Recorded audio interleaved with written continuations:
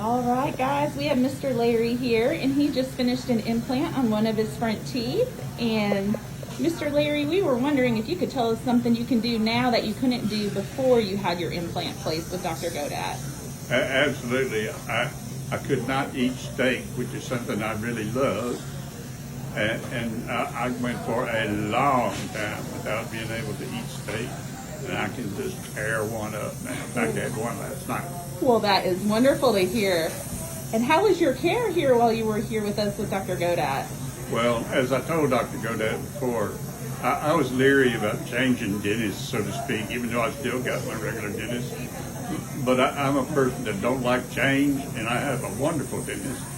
And she sent me down here to Dr. Godat telling me how good he was. I was still very leery about it. And it's not that I worry about pain. I've had a lot of pain in my life with dentistry, so I'm not scared to come to the dentist.